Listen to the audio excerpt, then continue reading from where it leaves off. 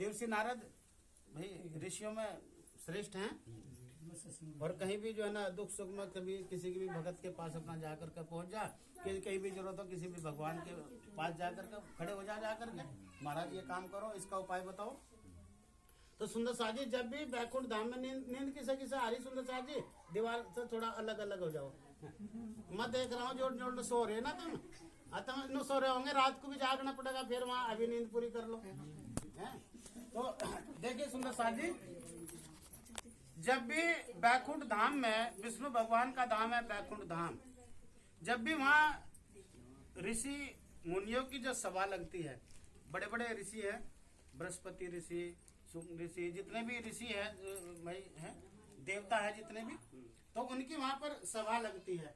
तो देवर्षि नारद भी उस सभा में उपस्थित होते हैं। सभी कोई भी सभा होती है, मान लिया भाई हमारा कोई घर का प्रोग्राम है, उसके लिए हम बैठक करेंगे, बैठक करके भाई सबको इकट्ठे करेंगे, भाई ये काम होना है, उसमें भाई सबकी सलाह मशवरे से कोई काम हो तो ठीक है। ऐसे ही विष्णु भगवान भी जो सृष्टि के मालिक हैं, वो भी सबकी सलाह लेकर के इसका संचालन करते हैं। तो वहां पर देवर्षि नारद भी उपस्थित होते हैं। तो एक दिन उनको एक कोई भगत मिला और भगत ने उनको भाई पूछा कोई बात, भगत ने जो है ना कोई बात देवर्षि नारद को पूछी कि भाई देवर्षि नारद जी जो है मेरा ये प्रश्न है आपके चरणों में, भाई इसका समाधान करो, आप तो ब्रह्म ऋषि हो जी, भाई सबके सृष्टि के पालनहार हो, मेरी समस्या का समाधान करो महाराज। तो जी क्या ठीक है भाई भगवान जब जाएंगे हम वहाँ जो है तो तेरी बात का हम भाई पूछ कर आएंगे, तेरी समस्या का समाधान कर आएंगे। तो देवर्षि नारद जो है ना अपना बैकुंठ धाम अपना गए और वो जो है ना वहाँ की सभा करने के बाद में वापस आ गए, तो वो उनकी बात भगत की भूल गए। अब एक दो बार ऐसा ही हुआ तो भगत ने कहा महाराज मेरा आप छोटा सा मेरी अर्जी नहीं लगा सके आप, मैं कहाँ जाऊँ। देवर्षि नारद ने कहा भाई अब की बार भूल होगी नहीं। तो फिर से देवर्षि नारद का जाना हुआ और जाना हुआ तो देवर्षि नारद ने जो है वहाँ सभा के बाद में वो फिर जल्दी में चले, क्योंकि देवर्षि नारद का स्वरूप जो है ना मन का स्वरूप है। ये मन अभी तो सत्संग में है, अभी तो घर है, अभी तो कहीं है, अभी तो कहीं है, क्योंकि मन स्थिर है नहीं है। तो ऐसे देवर्षि नारद जैसे सभा से चले और आकर के वो भगत की बात फिर भूल गए। भाई उन्होंने तो मैं वह समस्या पूछी थी उसका समाधान, तो रास्ते में जैसे आ रहे थे फिर याद आया देवर्षि नाथ की भाई वो बात पूछी थी उन्होंने, वो बेचारा फिर पूछेगा, और तू अभी तो चला ही है यहाँ से, चल वापिस, अभी तो भगवान होंगे ही भाई, पूछ कर कहूँगी। जैसे देवर्षि नारद, ध्यान देंगे सुंदर शाह जी, जैसे देवर्षि नारद वापिस बैकुंठ धाम गए तो वहां जाकर के क्या देखते हैं, जितने भी देवता थे उपस्थित थे सभा में, सबके आसन अपने अपने स्थान पर लगे हुए थे। और जहां देवर्षि नारद का आसन लगा हुआ था वहां से कई लोग सेवक जो थे उसे वहां से हटा करके उसको जो है ना वहां से खूब उस गंदगी को जो है ना साफ करने में लगे हुए थे। जमीन पर जहाँ देवर्षि नारद का आसन लगा हुआ था। अब देवर्षि नारद जैसे गेट के सामने हुए और उन्होंने देखा भाई सब देवताओं के आसन अपनी जगह पर विराजमान है और जहाँ पर मैं बैठा हुआ था ये सब लोग ही वहीं पर जो है ना लगे हुए हैं उसी साफ सफाई में। भाई ये क्या कारण है भाई। तो देवर्षि नारद उस भगत की बात तो भूल गया, अब उसके मन में तो और प्रश्न खड़ा हो गया भाई। अब जाकर के भगवान विष्णु के पैरों में पड़ गए देवर्षि नारद और कहा कि महाराज पहले तो मुझे ये बात बताइए कि भाई सब देवताओं के आसन तो अपनी अपनी जगह पर विराजमान है, लेकिन जहां पर मैं बैठा हुआ था ये यहाँ पर ही इस प्रकार से ये क्यों है, साफ सफाई में सारे ही यही लगे हुए हैं। भगवान विष्णु ने कहा है देवर्षि नारद आप निगुरा हैं, आपका कोई आपने गुरु धारण नहीं किया हुआ है, और गुरु धारण जिसका नहीं किया हुआ है उसको कहीं भी स्थान नहीं मिलता, ना स्वर्ग में, ना बैकुंठ में, ना नरक में, कहीं भी स्थान नहीं जिसका गुरु नहीं, जिसने गुरु धारण नहीं किया उसे कहीं भी स्थान नहीं मिलता है। इसलिए जो है ना जहाँ पर आप बैठे हुए थे इसलिए आपकी जो है ना गंदगी को साफ कर रहे हैं। अरे उन्होंने सोचा देवर्षि नारद ने तो हर बार ऐसा ही होता होगा भाई। तो उन्होंने कहा जोड़ करके महाराज मैं तो एक भगत की प्रार्थना लेकर के आया था, उसका समाधान कीजिए। तो उसका समाधान भी भाई उन्होंने पूछा। और उन्होंने फिर ये पूछा कि महाराज अब मुझे क्या करना चाहिए इस श्राप से मुक्त होने के लिए। मैं भी भाई मेरे लिए जो ऐसा यहाँ पर देख रहा हूँ जी मैं, तो महाराज मुझे कुछ रास्ता बताइए, मेरा मार्गदर्शन कीजिए महाराज कि मुझे क्या करना है। तो भगवान विष्णु ने कहा भाई आपको गुरु धारण करना पड़ेगा उसके लिए। तो उन्होंने कहा महाराज किसे गुरु धारण करूं। देवर्षि नारद ने कहा किसे गुरु धारण करूं। अब देवर्षि नारद को भगवान विष्णु ने कहा कि भाई ब्रह्म मुहूर्त में जो भी आपको सबसे पहले मिल जाए उसे गुरु बना लियो। अब देवर्षि नारद ने कहा ठीक है महाराज, अब तो मैं गुरु बना कर कहीं महाराज जी आपको मुंह दिखाऊंगा। मेरी बिना गुरु के तो कहीं स्थान ही नहीं है। ये तो आज मुझे पता चला है। अब महाराज जी आपने मेरा मार्गदर्शन किया, आपका धन्यवाद। तो देवर्षि नारद आए, उस भगत को कहा भाई तेरे कारण से मुझे भी रास्ता मिल गया। उस भगत से आकर के मिले, भाई तेरे कारण से मुझे भी रास्ता मिल गया, नहीं तो मैं तो अज्ञानता में ही भाई घूम रहा था अभी तक। मैं तो इस विद्वत्ता का ज्ञान का टोकरा लेकर मेरे जैसा विद्वान ने कोई संसार में, लेकिन आज मुझे पता चला भाई मैं तो कुछ भी नहीं हूँ, मुझे तो गुरु बनाना पड़ेगा। तो सुंदर साथ जी देवर्षि नारद आए, और देवर्षि नारद आने के बाद में जो है उन्होंने देखा भाई अब गुरु बनाना है, और सुबह सुबह गुरु बनाना, पहला काम यही करना है बस जी। अपना वो जो है ना ब्रह्म मुहूर्त में अपना जो है ना अपने स्थान से चले देवर्षि नारद, और जो है ना सामने से एक आ रहे थे जो है ना आ रहे थे, तो कुछ उजाला सा था, कुछ अंधेरा सा, जैसा सवेरे 4 बजे का टाइम हो, 4:30 का, हाँ जी, कुछ दिखाई दे कुछ ऐसा। तो उन्होंने देवर्षि नारद जो है ना उनके अपना चरणों में दंडवत प्रणाम किया। अब वो जो वो था बेचारा मछेरा, अब वो मछेरा था, उन्होंने देखा भाई तो ये तो भाई देवर्षि नारद ये तो भाई बड़े पहुंचे हुए हैं, ये तो भाई मैं बड़ा पापी हूँ भाई, जो है इनका ठोकर ठाकर लगी होगी। महाराज ये क्या आप ठीक ठाक तो है ना, आप क्या बात, आप कह रहे नहीं भाई मैंने आपका चरण स्पर्श किया है, आप मेरे गुरु हैं। महाराज मैं आपका गुरु, मेरे लायक है, मैं तो मेरा महाराज मेरा तो मछली पकड़ना और बेचना ये मेरा व्यापार है, ये काम है मेरा, ये कर्म है मेरा। महाराज जी आप तो परम संत है, परम ऋषि ज्ञानी हैं आप तो, महाराज जी ये अपराध मेरे से ना कराओ आप। तो देवर्षि नारद ने कहा नहीं भाई मुझे ऐसा ऐसा करके भगवान ने कहा कि भाई जो भी ब्रह्म मुहूर्त में तुझे मिलेगा उसे गुरु धारण करना है। हमारा जी आप मेरे गुरु हैं। देवर्षि नारद ने कहा भाई गुरु उसे जो है ना बना लिया, मछेरों को गुरु बना लिया। अब गुरु तो बना लिया, वो इसी भाई की बात, सुनील भाई की बात, सुनील है ना आपका ना, हाँ इसकी सुनील भाई की बात, वो मन में संशय हो गया देवर्षि नारद के, यार गुरु तो बनाए तो मछेरा बनाए तो भाई ये तो गुरु तो बना लिया लेकिन ये तो मछेरा है, संशय हो गया। ये देवर्षि नारद के मन में संशय बैठ गया। अब देवर्षि नारद जो है ना कुछ दिनों के बाद फिर उनका बैकुंठ जाना हुआ। अगर संशय मन में भी आ गया तो, अगर संशय मन में भी आ गया तो जबान की तो दूर की बात, देवर्षि नारद के मन में संशय आया, किसी को बताया नहीं। और जब बैकुंठ धाम में गए और बैकुंठ धाम में जाकर के विष्णु भगवान को दंडवत प्रणाम किया, और विष्णु भगवान ने पूछा हाँ भाई गुरु मिला। तो देवर्षि नारद ने मरे से मन से कहा महाराज गुरु तो मिला, पर वो तो पर लग गया, संशय आ गया, पर लग गया। गुरु तो मिला महाराज, पर वो तो मछेरा है। देव भगवान कहने लगे भाई गुरु के प्रति पर गुरु के प्रति अगर पर लग गए तो 84 और भोगनी पड़ेगी। भाई देवर्षि नारद गुरु के प्रति अगर पर लग गए ना तो 84 लाख और भोगनी पड़ेगी। स्वर्ग नरक बैकुंठ में तो जगह है ही नहीं है, उसके बाद में 84 और भोगनी पड़ेगी। गुरु के प्रति अगर पर लग गया तो अब देवर्षि नारद ने कहा तो और उल्टा काम बढ़ता जा रहा भाई, ये तो समस्या का समाधान करना था सूक्ष्म हो जाए, लेकिन तो विस्तार बढ़ता जा रहा भाई, अब करे तो क्या करे भाई।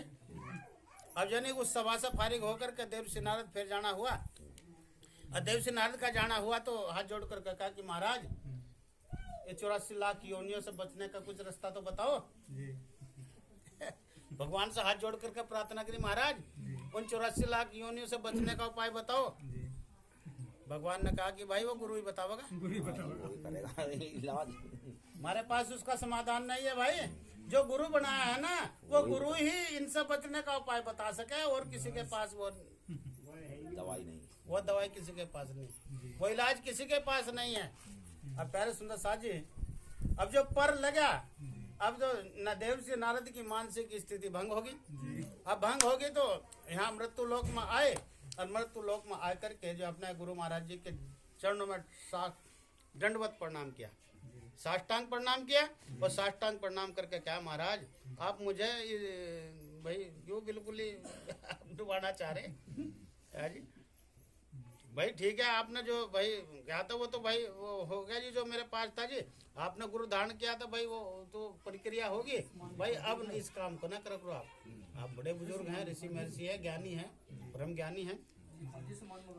अब जो है देवर्षि नारद पैर पकड़ लिए, और पैर पकड़ के उसे सच्ची सच्ची बात बताई अपने गुरु महाराज जी को, क्योंकि गुरु से, वकील से, डॉक्टर से कुछ भी नहीं छुपाना चाहिए।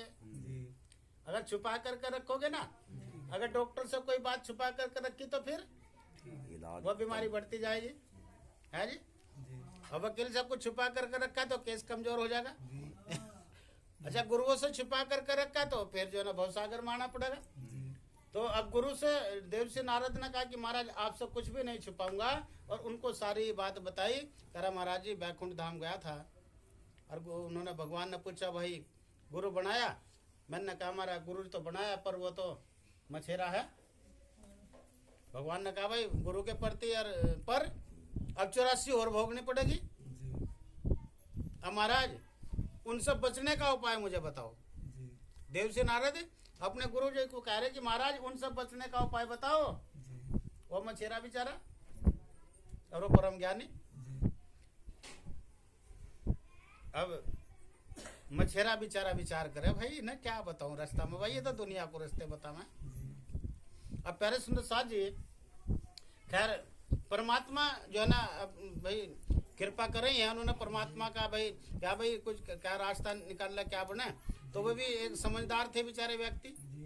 उन्होंने कहा कि देवर्षि नारद आप जो है एक काम करना, जब आप बैकुंठ धाम जाओगे तो भाई भगवान जो है ना, भगवान से ये पूछना जा करके कि महाराज वे 84 लाख योनि जो मुझे भोगनी पड़ेंगी, वे योनि कौन कौन सी है, और कितने समय के लिए मुझे भोगनी पड़ेगी, और कहाँ कहाँ मेरा वो होगा, तो उसमें का थोड़ा सा मुझे बता दो कृपा करके।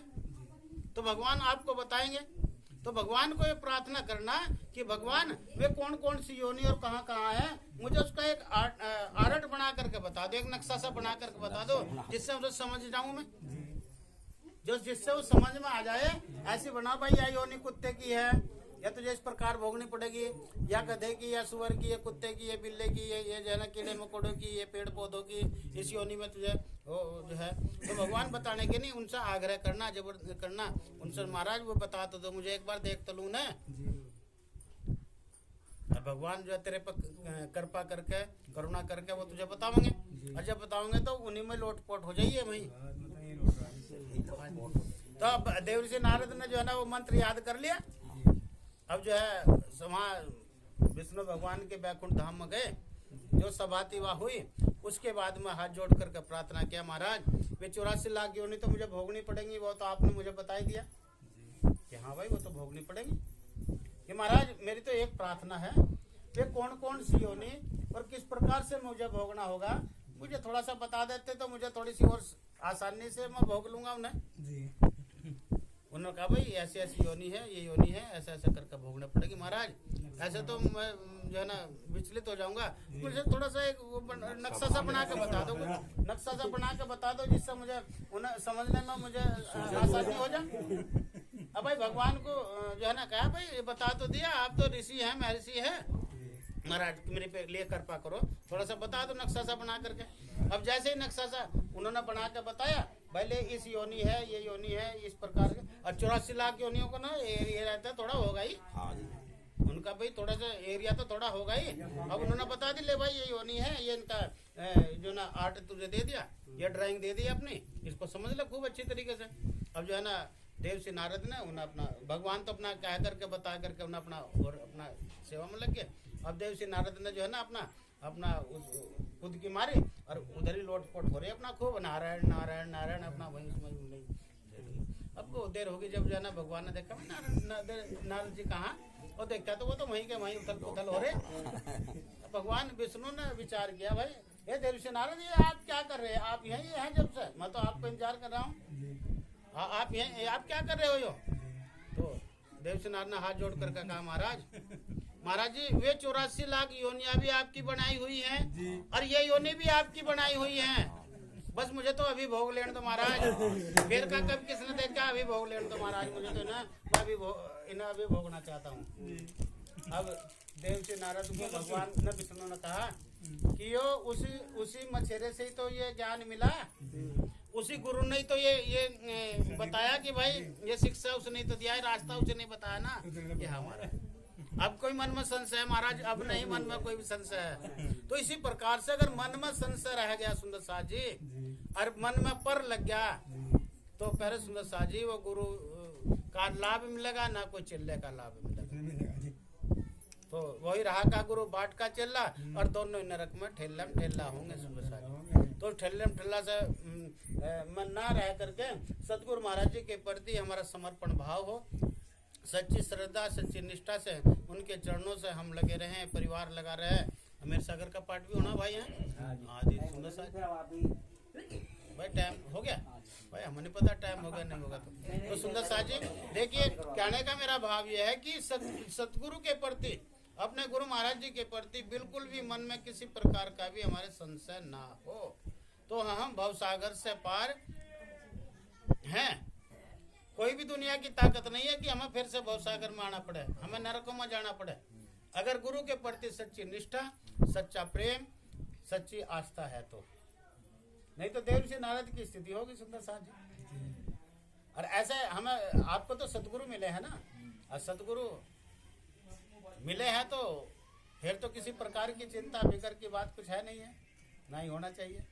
तो इसी प्रकार सुंदर साथ जी, सुंदर साथ पर बहुत बहुत राजी महाराज जी का प्रेम प्यार बरसता रहे, खूब उनकी छत्र छाया में हम सब फलते फूलते रहें, परिवारों में इसी प्रकार से आनंद मंगल होता रहे, सब पर उनकी कृपा बनी रहे, सब सुख समृद्धि से व्यतीत होते रहे, सुंदर साथ पर कृपा बनी रही। परिवार को ये राजी महाराज जी की शोभा मिली है सुंदर साथ जी, तो बड़े उनका इसी प्रकार से आशीर्वाद, उनका प्यार दुलार परिवार पर बना रहे, सुंदर साथ पर बरसता रहे, नगरी पर बरसता रहे।